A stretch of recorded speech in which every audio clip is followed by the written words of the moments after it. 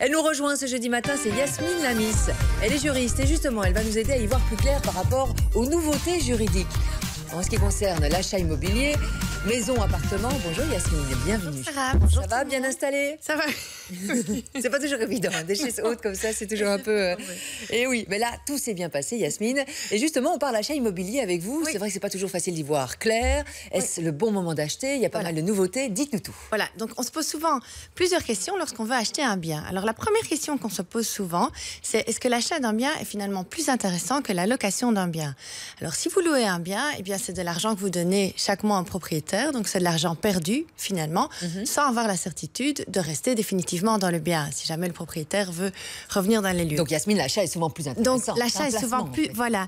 Donc l'achat, ça permet d'acheter un bien pour soi, ça permet de constituer un capital, une première habitation, ça permet de constituer un investissement, même s'il y a parfois un emprunt hypothécaire sur le côté.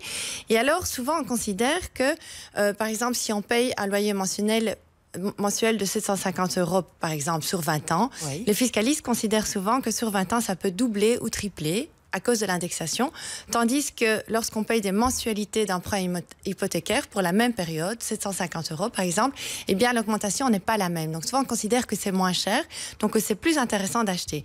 Évidemment, il y a des plus et il y a des moins. Bon, les plus, c'est qu'il y a parfois des primes à l'acquisition, à la rénovation. Et puis le bien nous appartient. Et le bien nous appartient, des avantages fiscaux.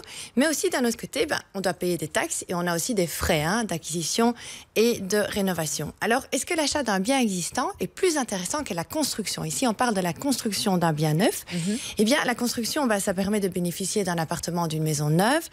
Ça permet aussi de bénéficier de la responsabilité décennale de l'architecte et de l'entrepreneur. Mais par contre, ça a un coût important. Donc, il y a 21% de TVA qui s'applique sur les nouvelles constructions lorsqu'on veut faire construire. On paye plus de TVA sur les neufs. Voilà. Tandis que si on veut acheter un bien non neuf, donc acheter une maison sans la faire construire, ici, il y a des droits d'enregistrement plus faibles. J'en reviendrai un peu plus tard. Il y a eu des changements, justement, des nouveautés au niveau des droits d'enregistrement dans les 3 régions, donc c'est intéressant. Alors, pour établir un budget en vue de l'achat d'une maison, d'un appartement, eh bien, il faut penser qu'il y a le prix de vente, il y a les frais d'acquisition, donc les frais de notaire et les droits d'enregistrement, mais il y a aussi les frais qui sont souvent importants dans l'acte de crédit. Parce que souvent, quand on achète une maison, on doit aussi faire un crédit, un emprunt hypothécaire, et ça, n'oubliez pas, ces frais sont aussi importants.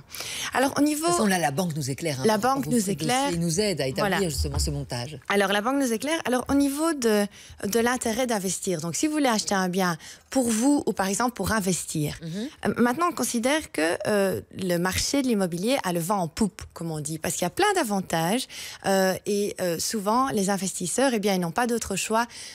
S'il y a toujours des autres choix, mais souvent ils voient que c'est une possibilité intéressante.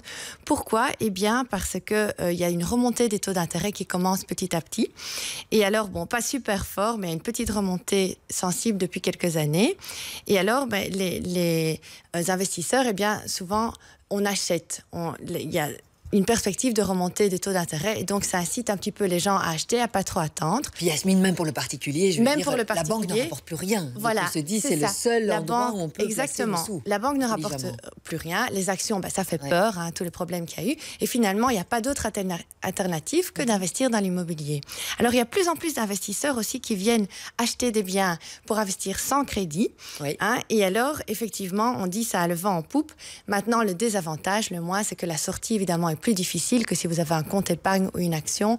Si vous investissez dans l'immobilier, eh bien, les liquidités, il faudra attendre plus longtemps. On parlera des conseils, Yasmine, aussi dans quelques minutes, quelques conseils avant d'acheter. Et puis les nouveautés juridiques, les nouveautés qui sont importantes. Il y a du changement pour les 3 régions. On verra ça point par point avec vous, Yasmine, dans quelques minutes. D'abord, cadeau, ça vous dit d'être bien éclairé. Ça tombe bien, j'ai une lampe à vous offrir, hyper flexible, modulable. C'est du LED, évidemment. On en a pour 25 000 heures d'éclairage. C'est presque toute une vie ou plus.